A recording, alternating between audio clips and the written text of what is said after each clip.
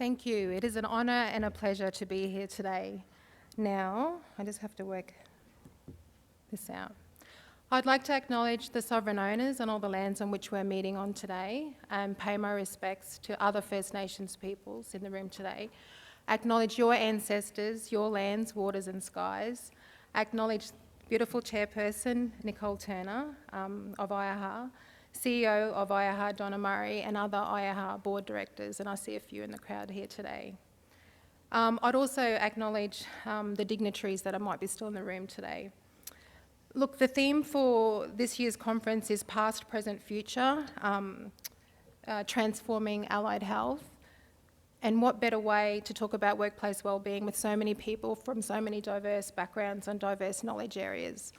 It is such an honour to see so many different professions in one room at one time.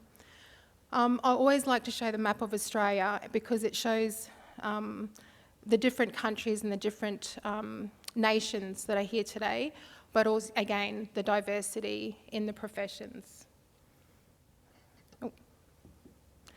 So I'm taking you on a journey today. I'm here to talk specifically with you, about you, as long as I'm doing it in front of you. It's about your well-being in the workplace. And look, there's many terms like caring for the carer, professional self-care, personal well-being, so many names and terms, but essentially meaning the same thing. It's pretty much how you look after yourself while working with community and trying to be all to all.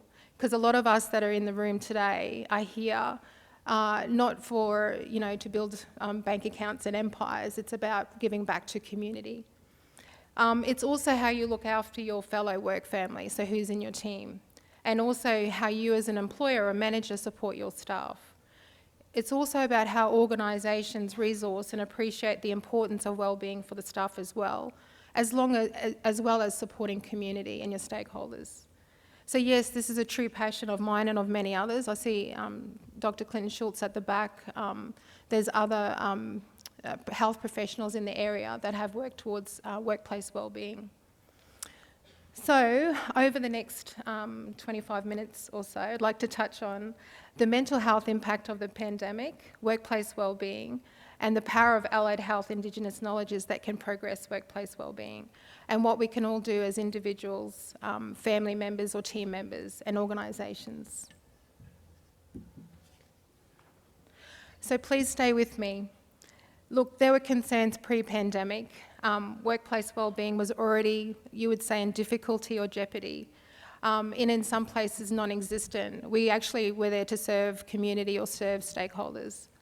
Individual wellbeing was seen as bubble baths and champagne or sober beers, and maybe going for a jog or two, and it was quite targeted at the individual. This has changed. We are now more than 1 year out of the pandemic. The pandemic brought so many things to the surface, both helpful and not helpful, traumatic and healing on a large continuum. So there were so many varied experiences across the nation. The pandemic did help in a significant way, more than I have ever seen before, to highlight the importance of workplace wellbeing. Organisations had to harness new ways of working. The pivoting, working from home, maintaining connections, supporting staff and community virtually, and managing stress. You can imagine it was such a large cognitive and emotional load to learn all of these new ways of working but still be able to do our jobs. One example from a psychology perspective, some of the psychology workforce, some of us really didn't particularly like online platforms, phones or Zooms. But we certainly had to quickly learn telehealth, and Medicare did get on board and supported the funding of sessions that could be held on online platforms. Look, this new way of working was not always ideal, but it did have its space. And, during the pandemic, there was also a lack of choice. So certainly those options were taken up. A caveat, during the pandemic, there was astonishing resilience, tenacity and strength held by many people. On the other side, fellow psychologists reported that there were also pronounced increases in overall psychological distress for those that already had compromised health and well-being prior to the pandemic. There is not one person in the room who has not been impacted in some way at one time in the workplace or know of someone who experienced struggles within the workplace during the pandemic. Those in health and wellbeing care were exposed to high work-related stresses during the pandemic for various reasons, such as, risk to infection and whether or not they'd bring that home to family or even to community, and excessive workloads and concern and love for the communities in which they worked. During the pandemic, many mental health professionals reported an influx of demand. This has not changed post-pandemic. In fact, usually after a traumatic experience, we could see the after effects sometimes 1 to 2 years later of an event. Mental health professionals were and remain under massive pressure to help with this large increase of demand.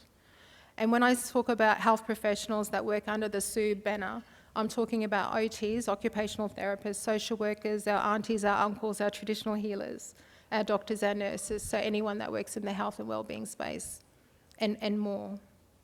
With only 292 Aboriginal and Torres Strait Islander psychologists across Australia, with many of these already in administrative, leadership and academic positions, we are needing numbers to grow by another 1,000 to meet the parity. I know of some fellow psychologists who are not able to take on any new clients, and some have waiting lists of 3 months or more. Some mental health professionals report that it will take a generation to resolve the psychological damage from the pandemic alone. In Australia, not only is the demand due to post-pandemic, as a nation we're still contending with significant and traumatic natural disasters, systemic racism and discrimination. Sadly, currently, there's an estimation that 1 in 6 people in the workforce currently are suffering mental health concerns. Now that we know it, what can we do about it? The National Mental Health Commission, the Black Dog Institute and other peak organisations recognise the importance of workplace wellbeing, creating blueprints, resources and guides to support mentally healthy workplaces and organisations. I proudly say IHA was another organisation and a great case example in Point that pivoted to support allied health students and members by holding individual and group sessions and advocating. And I remember those days, I don't know if Paul's in the room somewhere. It was crazy hours, but much needed. It was such a shock to many of our members across Australia. Gaia Dewey and other peak Aboriginal organisations were also part of this journey in supporting the workforce. We need to understand that mainstream workforce wellbeing models are okay, they have a place, but we need to incorporate Aboriginal and Torres Strait Islander ways of understanding health and wellbeing for it to be effective. As everyone knows, there are different paradigms of understanding mental health, and this is reflected, and that should be reflected in any workplace wellbeing strategies, policies and programs that you have for your Aboriginal workforce. Different worldviews, different paradigms, so individualism, collectivism, observable and non-observable phenomena, and it goes on. And actually, timekeeper, I could be here all day. It's also asked for us in UNDRIP, so the United Nations Human Rights and Self-Determination. I actually can't see that slide. But it is required by international law and guidelines. And also talking about mental health and the paradigm difference from social and emotional wellbeing. Social and emotional wellbeing is so holistic, so sophisticated and so comprehensive that there is no mainstream known equivalent. Some people could say biopsychosocial, but it doesn't even come close. Again, wellness from an Indigenous standpoint talks about community, environment, and how it's more than just the individual. And I can't go without showing you the social emotional wellbeing model. So we've got Dr. Clinton Schultz, Professor Pat Dudgeon, Kerry Kelly, Amanda Hart, that were the authors of this model. There has been some more developments and redefinement of the model, and it's actually also being looked at again by many other organisations and universities.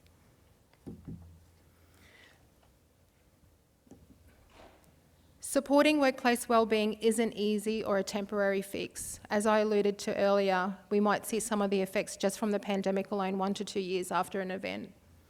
Instead, workplaces should consider ways to integrate wellbeing, values, vision and principles into their organisation as part of wellbeing. Wellbeing should permeate every layer and area of the workplace. Some characteristics of a healthy and safe workplace, professional development is supported and encouraged. Any barriers to supporting mental health are removed. Diversity in culture is seen as a protective factor and a strength, and that staff turnover is low. You'll have people knocking on your doors. Loyalty is high, and workers are using the whole repertoire of skills in a very meaningful way, and it's valued. That's from the Australian Human Rights Commission 2010. System-wide changes are necessary and it is evidence-based, and it is clearly known to improve healthcare for staff and increase health behaviours. There are unique needs to consider for the Aboriginal workforce, whether this is around cultural load, work-life balance, ongoing storytelling fatigue, racism, lateral violence, vicarious trauma, etc. The power of Aboriginal knowledge is important for our communities, our health and wellbeing and survival. This knowledge can be utilised to support workplace wellbeing. We look at connections, which is being valued, seen, heard, that buffers social isolation, stress, anxiety and depression. Relationships, we're so relational, like how many people have been hugging and kissing and really greeting each other at this conference. Wellbeing can pass along through relationships. Spending time with positive, strong, wise people can also improve your wellbeing. Oh, I went too fast. It increases happiness, security, belonging, self-worth and security. Taking the time, slowing the pace, I think fighting the urge to live and work faster can lead to clearer thinking and deeper connections. Holistic health and wellbeing models and understandings. Aboriginal and Torres Strait Islander ways of working, relationships and how we view health is so comprehensive and sophisticated, as again I said earlier, that it is needed more than just the mainstream models. We also have truth-telling, authenticity, protocols and ceremony and how to protect community, and also all our cultural values. So what can we do about it? So individually, we have a responsibility to manage our wellbeing in ways that work for us, what's within our control. Maintain strong relationships, reach out, feel comfortable in reaching out to trusted people. Encourage and supporting those around you to prioritise their wellbeing. Learn skills and strategies to support your wellbeing. Develop relationships, interface with staff, then you can be, managers. Managers should be developing strong relationships with staff so that your staff will come to you if things come up. Model healthy behaviours as the executive team, as management, and build a culture of connection. Organisationally, employers must prioritise wellbeing, and with that comes funding and resources. Modify, embed and resource workplace wellbeing strategies and principles. Have safe spaces. If you have been fortunate enough to come to the wellbeing room, have a space, especially if you're working in a very tenuous area, that people can actually go to. System transformation will require consideration, planning and action. It also requires commitment, resourcing and evaluation. Okay, you see the take-home messages. The future does look bright for the allied health profession, an incredibly important group who are so critically needed to continue to support the growing demands on the Australian healthcare systems for now and times to come. I wish you an excellent conference full of interesting and informative discussions. But before we do go, I want to leave you with the clip. I want to acknowledge Noongar Whadjuk mob in Perth. It was from the 2019 Indigenous National and International Suicide Prevention Conference. But all of these young people got together to create a clip on love and hope for health professionals and for community to be able to hear and open their hearts to the lived experience of Aboriginal and Torres Strait Islander people around youth mental health. So I want to leave that with you.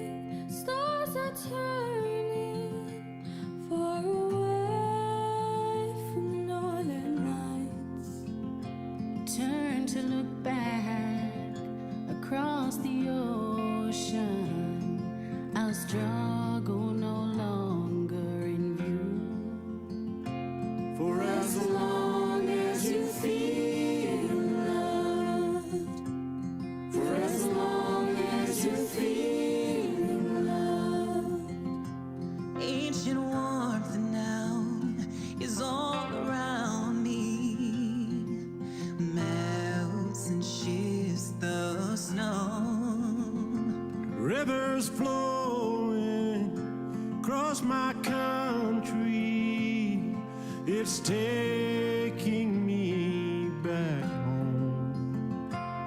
For as long as you feel love, for as long as you feel loved. The song's first raise, birds wake up, brings a fresh new day. I sit in the night, the stars so bright, through the branches of the julga tree. For As long as you feel loved, for as long as you feel loved. Yeah. As long as you're feeling love, that's all that matters in the end of the day. I see so many people trying to fit in, but be yourself is the way. Never care what they say, stay on your grind, and everything will be okay. Shoot for the stars, forget all your troubles in the day. Keep your head full of hope and your heart full of love. Remember where you came from and who you are. Culture is everything, and culture is life. So when I'm rapping on the mic, I bring my culture to life. We all destined to rise, we weren't born to fall. So if you see a brother and sister down in the dumps, give a helping hand up and ask if they're okay. Cause no family should have to bury their loved ones on any given day.